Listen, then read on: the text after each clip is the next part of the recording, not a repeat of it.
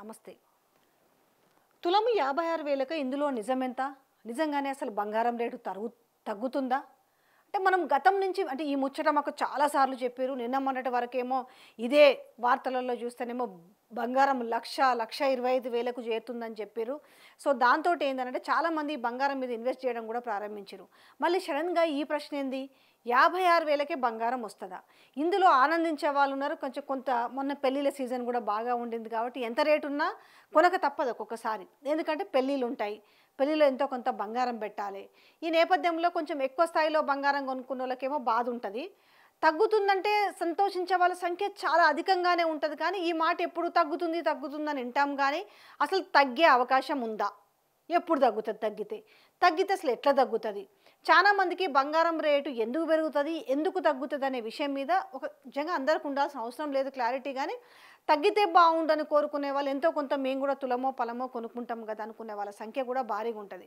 But ఈరోజు ఎక్కడ చూసినా తులం 56,000కి అవుతుంది అనేది మొత్తం అందరికీ. ఎందుకంటే బంగారం విషయంలో ఎవరికి ఇంట్రెస్ట్ ఉండదు చెప్పుర్రి. అయితే ఒకటి అసలు ఎందుకు పెరుగుద్ది, ఎందుకు తగ్గుద్ది అనే విషయం చూసుకుంటే మనము గతంలో ఎప్పుడో ఒకసారి 30-32 వేల మధ్యకు వచ్చి దాని తర్వాత చాలా సంవత్సరాలు పెరగకుండా ఉండింది. మళ్ళీ ఎక్కడి నుంచి ఆ రేటుకు అంటే కొంత వెనక్కి పడింది బంగారం ధర. మళ్ళీ 2019 నుంచి మళ్ళీ పైకి 32, 35 ఇట్లా 40, 50, 60, 70, 80, 24 క్యారెట్ల ధర 95 వరకు చూస్తుండగానే వచ్చేసింది. అంటే వెండి కూడా అంతే. ఈ నేపథ్యంలో మళ్ళీ అసలు తగ్గుతుందా అనే డౌట్ చాలా మందిలో ఉంది. అసలు తగ్గడానికి ఒకవేళ తగ్గితే ఏ రీజన్తో తగ్గుతుంది అనే క్వశ్చన్ కూడా చాలా మందికి ఉంది. సో చూద్దాం అసలు ఏ రీజన్ వల్ల అసలు బంగారం ధర తగ్గే అవకాశం ఉందంటే నిపుణులు చెప్తున్నారు. అందులో పూర్తి స్థాయిలో నిజం ఉందా అంటే మనం అది క్లారిటీగా చెప్పాలి. కానీ తగ్గడానికి అవకాశం ఉందనే వైపు మనకు కనిపిస్తుంది కొంత. ఎట్లా అంటే ఇప్పుడు మనం భారత్ నుంచి ఏటా అమెరికాకు ఎంత తెలుసా? $11.88 మిలియన్ బంగారము, ఇటు వెండి, వజ్రాలను అమెరికాకు ఎగుమతి చేస్తుంటుంది. అయితే ఇక్కడ వచ్చిన కష్టం ఏందయ్యా అని అంటే ఈ ఉత్పత్తుల పైన ఈ ఏవైతే దిగుమతి ఉంది కదా, ఈ ఉత్పత్తులు ఎగుమతి చేస్తుంది, దిగుమతిపై ఏం చేసిన ట్రంప్ 13.32% ట్యాక్స్ పన్నులు విధించిండు. ఫలితంగా ఏమైంది? అప్పుడు బంగారము అమెరికాకి ఎక్స్పోర్ట్ చేసే విషయంలో ఏమైందంటే బంగారం తగ్గింది రాను. ఎందుకంటే ఒక్కసారిగా వాళ్ళు ట్యాక్స్ పెంచేసరికి ఏం చేస్తారు? దీంతో ఏమైందంటే ఇక బంగారం మిగులుతుంది కదా, ఇండియాలో సప్లై కూడా పెరిగింది. దీంతో ఏమైందంటే ఇది ఒక రీజన్ కూడా, ధరలు దిగి వచ్చే అవకాశం ఉంది. ఎందుకంటే ఇక్కడ బంగారం సప్లై పెరిగింది. కానీ అయితే ఇక్కడ సామాన్య మధ్యతరగతి ప్రజలే కాదు, బంగారం కొనుక్కునేది ప్రపంచ బ్యాంకులు కూడా బంగారాన్ని కొంటుంటాయి. ప్రపంచవ్యాప్తంగా నెలకొన్న పరిస్థితుల వల్ల నేపథ్యంలో వివిధ దేశాలు సెంట్రల్ బ్యాంకులు పెద్ద ఎత్తున బంగారాన్ని కొని నిల్వ చేసుకుంటూ ఉంటాయి. ఇప్పుడు ఇట్లా చూసుకుంటే 2025 ఫిబ్రవరిలో 2025 ఫిబ్రవరి వరకు తీసుకుంటే వివిధ దేశాలకు చెందిన కేంద్ర బ్యాంకులు వేల టన్నుల గోల్డ్ని స్టోర్ చేసుకుందట. ఇదంతా ఎవరు చెప్పిరా అంటే వరల్డ్ గోల్డ్ కౌన్సిల్ ప్రకటించింది. అలా బంగారం కొన్న వాటిలో కొన్ని చూసుకుంటే మనకు national bank of Poland first ప్లేస్లో ఉందట. దాని తర్వాత ఎవరున్నారు? పీపుల్స్ బ్యాంక్ ఆఫ్ చైనా రెండో స్థానంలో ఉంది. ఇక నేషనల్ బ్యాంక్ ఆఫ్ పోలాండ్ వచ్చి గత 11 నెలలుగా భారీగా బంగారం కొనుగోలు చేసిందట. వీళ్ళ దగ్గర ఎంత ఉందంటే ఈ బ్యాంక్ వద్ద ప్రస్తుతం 480 టన్నుల గోల్డ్ ఉందట. ఈ ఏడాది ఫిబ్రవరిలో పీపుల్స్ బ్యాంక్ ఆఫ్ చైనానేమో 5 టన్నుల బంగారం సొంతం చేసుకుంది. ఇక తుర్కియా దేశాల కేంద్ర బ్యాంకులు వచ్చేసి 3 టన్నుల బంగారాన్ని సొంతం చేసుకుంది. ఇక ప్రస్తుతం ప్రపంచ బ్యాంకుల అవసరాలకు మించి బంగారు నిల్వలు ఉండడంతో ఆయా దేశాలు కూడా ఏమైనాయి అంటే గోల్డ్ కొనడం మానేసినాయి. ఇక్కడ ఏమవుతుంది? ఎప్పుడైతే ఎక్కువ కొంటున్నప్పుడు ఏమవుతుంది అంటే దాని డిమాండ్ పెరుగుతుంది. తక్కువ కొనడం, ఇంకా ఆల్రెడీ కొనుక్కున్నాము ఇక వద్దనుకున్న నేపథ్యంలో ఏమవుతుంది? ఇక కొనడం మానేస్తారు. దీంతో ఏమైందంటే అంతర్జాతీయంగా బంగారం ధర కొనడానికి కూడా గిరాకీ తగ్గింది. ఓన్లీ మన వాళ్ళే కాదు, పెళ్ళిళ్ళు, పేరంటాలు ఇవే కాదు. ఎందుకంటే ఈ నిల్వలు ఇట్లా ఇంటర్నేషనల్ బ్యాంక్స్ అన్నీ కూడా కొంటుంటాయి కాబట్టి వాళ్ళు కూడా వాళ్ళకి మించేసి కొన్నారు కాబట్టి వాళ్ళు కూడా స్టాప్ చేసిరు. దీంతో ఏమైందనంటే కొనడానికి గిరాకీ తగ్గింది. సో ఇప్పుడు ఏమవుతుంది? ఈ విషయంలో ఖచ్చితంగా బ్రేకులు పడతాయి. ఈ దాంట్లోనే ఇప్పుడు బ్రేకులు పడ్డాయి అనేది మనకి బలంగా వినిపిస్తున్న వార్తలు. ఇక రానున్న రోజుల్లో ఆర్థిక వ్యవస్థలు కనుక కుదుట పడితే ఈ భారీగా బంగారం నిల్వ చేసుకున్న ఈ సెంట్రల్ బ్యాంకులన్నీ దాదాపుగా అన్నీ అమ్మేందుకే మొగ్గు చూపుతాయి. ఒకవేళ నిజంగానే ఇది జరిగితే ఇప్పుడు ప్రపంచ బ్యాంకుల దగ్గర ఇప్పుడు నిల్వలున్న టన్నుల బంగారం ఏదైతే ఉందో అది కనుక నిజంగానే వాళ్ళు రేపు అన్ని సమస్యలు అయిపోయిన తర్వాత కనుక నిజంగానే బంగారం గనుక వాళ్ళ అమ్మకానికి పెడితే ఇక అమ్మేసుకుందాం మనకి ఎందుకు అనుకుంటే మాత్రం నిజంగానే 38% వరకు తగ్గే అవకాశం ఉంటుందట. అప్పుడు ఈ 38% వరకు తగ్గితే అప్పుడు 10 గ్రాముల గోల్డ్ రేట్ వచ్చేసి 56,000కు దిగి వస్తుందనేసి ఎవరయ్యా చెప్తున్నారంటే మార్కెట్ నిపుణులు అంచనా వేస్తున్నారు. మరి ఇది నిజంగా తగ్గుతుందా లేదా అంటే ఈ చూస్తున్న ఒక్కొక్క లెక్కను మనం చూసుకుంటే లైన్ ప్రకారం చూసుకుంటే దిగి వచ్చే అవకాశంగా కనిపిస్తుంది. కానీ అది ఎప్పుడు వాళ్ళు అమ్ముతారు ఏం చేస్తారు అనే విషయాన్ని కూడా క్లారిటీగా చెప్పడానికి లేదు. ఇక ఇప్పుడు ఇంటర్నేషనల్ మార్కెట్లో మార్చి 31కి ఔన్స్ గోల్డ్ రేట్ వచ్చేసి రికార్డు స్థాయిలో $3,128 పెరిగింది. అంటే బంగారం ధర లైఫ్ టైం హైక్ చేరుకోవడంతో ఇన్వెస్టర్ల ఆలోచనలో కూడా మార్పు వచ్చిందట. ఇంకా ఒకవైపు ట్రంప్ విధించే సుంకాల విషయంలో స్పష్టత రావడం, ఇటువైపు రష్యా ఉక్రెయిన్ల యుద్ధానికి పరిష్కారం దొరుకుతుందన్న అంచనాల నేపథ్యంలో పెట్టుబడిదారులు ఏం చేశారంటే లాభాల స్వీకరణకు మొగ్గు చూపుతున్నారు. ఇక తమ దగ్గర ఉన్న బంగారాన్ని అమ్మేసుకుంటున్నారు. ఇలా ఒకసారి ఇన్వెస్టర్లు కనుక ప్రాఫిట్ బుకింగ్ చేస్తుండడం కూడా గోల్డ్ రేటు తగ్గేందుకు కారణం అని కూడా చెప్పొచ్చట.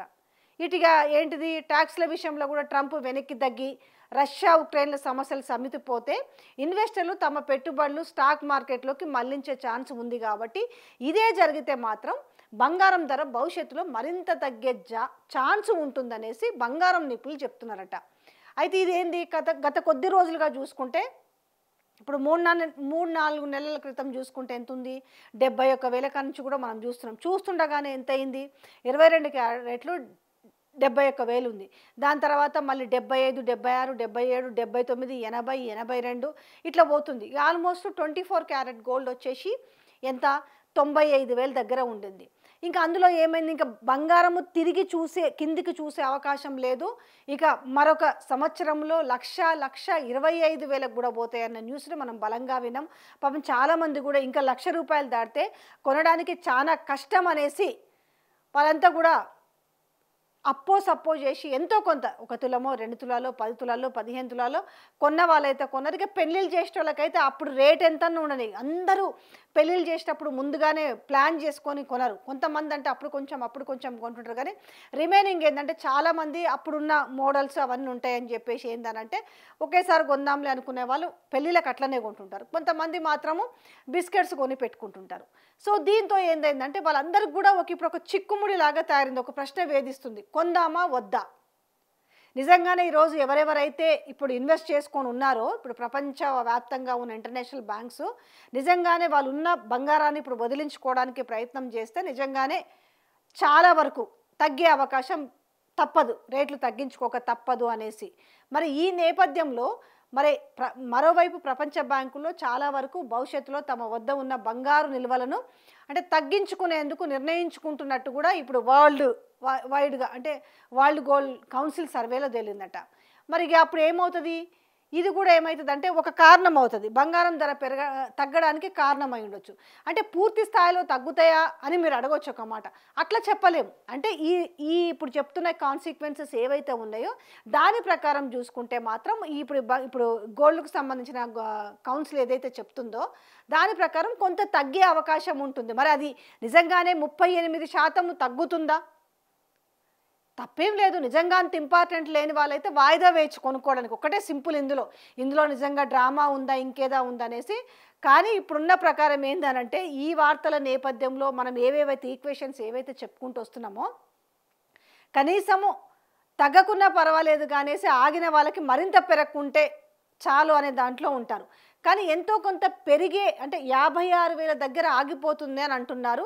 కానీ ఎవరు కూడా దానికి ఒక శాంటిటీ చెప్పలేరు. అంటే ఖచ్చితంగా ఇది 56,000కు పడిపోతుంది, ఖచ్చితంగా బంగారం ధర 56,000 దగ్గరే ఉండిపోతుంది అనేది మాత్రం ఎవ్వరు కూడా గ్యారంటీ అయితే ఇవ్వలేరు. బట్ ఒక్కటైతే ఏముంటుందంటే ప్రతి ఒక్కరికి ఏమంటారు సగటు జీవికి ఒక ఆశ ఉంటుంది మధ్యతరగతి వాళ్ళకు, అరే తగ్గుతుందేమో ఇంతింత పెట్టుకోండి. నిజంగానే ఎమర్జెన్సీ అయితే తప్ప కొంచెం హోల్లో పెట్టుకొని కూడా ఆలోచించవచ్చు. ఒకవేళ నిజంగా తగ్గే అవకాశం అంటే ఇంత చెప్తున్నారు కదా, ఇన్ని కాన్సిక్వెన్సెస్ ఉన్నాయి తగ్గడానికి, కాబట్టి కొంచెం వెయిట్ చూస్తే పోయేదేముంది అనుకున్న వాళ్ళైతే, అంత ఎమర్జెన్సీ లేని వాళ్ళైతే వెయిట్ చూడొచ్చు. కొంచెం చాలామంది బంగారం పైన పెట్టుబడులు పెడుతుంటారు. ఆ పెట్టుబడి పెట్టే వాళ్ళు కూడా ఆలోచించుకొని పెట్టుబడులు పెట్టొచ్చు. కొన్ని రోజులు వెయిట్ అయితే చేయొచ్చు అనేది మాత్రం ఇప్పుడున్న ఏవేవైతే నేను చెప్పుకొచ్చానో, ఇప్పుడు ట్రంప్ పెంచిన ఏవైతే ఉంది కదా 11.8 వాళ్ళు ప్రతిసారి మనం ఎంత ఎగుమతి చేస్తాం వాళ్ళకు, ఆయన ఎంత ట్యాక్స్ విధించిండు, దాని తర్వాత ఇప్పుడు రష్యా ఉక్రెయిన్కి సంబంధించిన యుద్ధానికి సంబంధించి కావచ్చు, అంటే ప్రతిదీ కూడా డిపెండ్ అయి ఉంటుంది.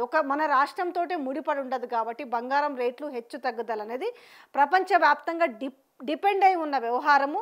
ఆల్రెడీ ప్రపంచ బ్యాంకులో టన్నుల కొద్ది బంగారం మూలుగుతుంది. వాళ్ళు కూడా దాన్ని వదిలించుకోవాలనుకుంటే మాత్రం కొంత బంగారం రేట్లు మాత్రం అందుబాటులోకి వచ్చే అవకాశం అయితే ఉంటుందని మాత్రం చెప్పొచ్చు.